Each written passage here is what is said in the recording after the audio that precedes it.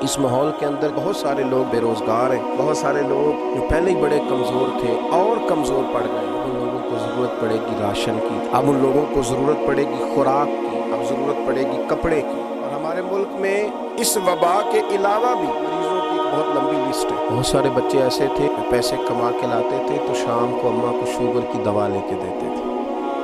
بہت سے بچے ایسے تھے جو پیسے کما کر کے لاتے تھے تو ساتھ اپنے ہارٹ پیشنٹ باپ کے لیے دوائی بھی لایا کرتے تھے۔ بہت سارے لوگ ایسے ہیں جنہیں دواؤں کی حاجت ہے، بہت سارے لوگ ایسے ہیں جنہیں نگہداشت کی ضرورت ہے۔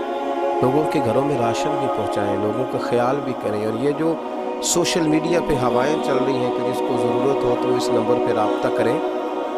ہم جتنے لوگ ہیں، کیا مجھے نہیں پتا کہ میرے حلقہ احباب میں کون کون کمزور ہے؟ میرے خاندان میں، میرے رشتہ داروں میں کون آدمی ہے جس کو ضرورت ہے؟ میرے محلے میں کون ایسا آدمی ہے جو غربت کی چکی میں پس رہا ہے؟ اسی طرح آپ لوگ بھی جانتے ہیں کہ کون کون غریب ہے، تو میں خود لسٹ کیوں نہیں بناتا؟ میں کیوں اس شخص کی زبان سے کہلوانا چاہتا ہوں کہ مجھے کچھ دیا جائے؟ میں خود اس کے دروازے تک جا کے کیوں نہیں پہنچا کر کے آ جاتا؟ ہم از خود لسٹیں بنائیں، ہم از خود تیاریاں کریں، از خود دیکھیں کہاں کس کو کس وقت کس موقع پر میری حاجت ہے، اور قریب جائیں اور جا کر کے اس شخص کو اپنا پیش کریں۔ اور جہاں تک ہم پہنچ سکتے ہیں پہنچیں، جہاں ہم نہیں پہنچ سکتے وہاں یہ کوشش کریں کہ ہم کسی ایسے شخص کی توجہ کرائیں جو وہاں پہنچ سکتا ہے، اور جس آدمی کو جس چیز کی ضرورت ہے وہ اسے دیں۔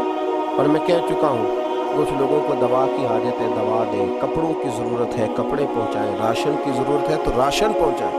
کچھ لوگوں کو تسلی کی ضرورت ہے۔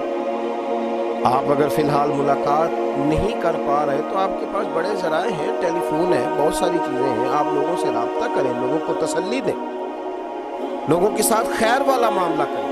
اور یہ بھی یاد رکھیں کہ جو اس مرض کا شکار ہو گئے انہیں اچھوت نہ سمجھیں، اس طرح کا ان کے ساتھ رویہ نہ کریں جس طرح کا مجرموں کے ساتھ کیا جاتا ہے۔ ان کو خیر کی نظر سے دیکھیں، ان کے لیے دعا کریں۔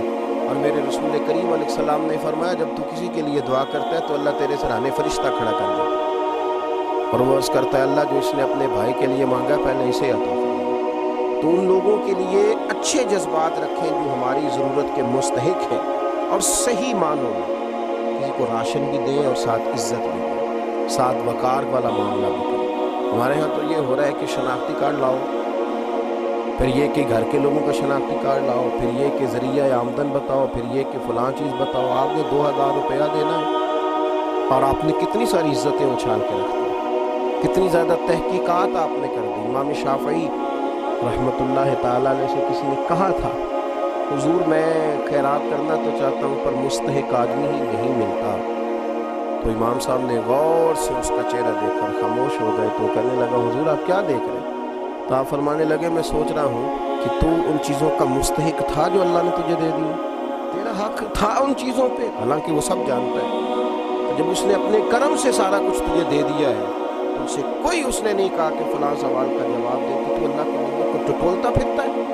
کیا ہمیں وہ حدیث بھول گئی جب حضور علیہ السلام نے فرمایا کہ آدمی صدقہ دینے نکلا تھا تو چور کو دے آیا، طوائف کو دے آیا، مالدار کو دے آیا، تو اس وقت کے نبی نے کہا تو نے تو اللہ کی رضا کے لیے دیا تھا، تیرا تو ہو گیا، تجھے اس کا اجر مل گیا۔ تو تفتیش اور تحقیق میں نہیں پڑیں، ٹھیک ہے کوشش کریں ضرورت مند تک پہنچ جائے، پر اس طرح کر کے لوگوں کی عزت اور آبرو پر حملہ نہ کریں۔ دیکھیں، خود از خود محسوس کریں کہ کس کو آپ کی اتنی ضرورت ہے، اس لحاظ تک وہاں تک آپ خود پہنچیں۔ اور یاد رکھیں، جب انسان اللہ کے بندوں سے پیار کرتا ہے تو حضور نے فرمایا تو اللہ کے بندوں پہ رحم کر، اللہ تیرے اوپر رحم فرمائے گا۔ اللہ سمجھنے کی توفیق عطا فرمائے۔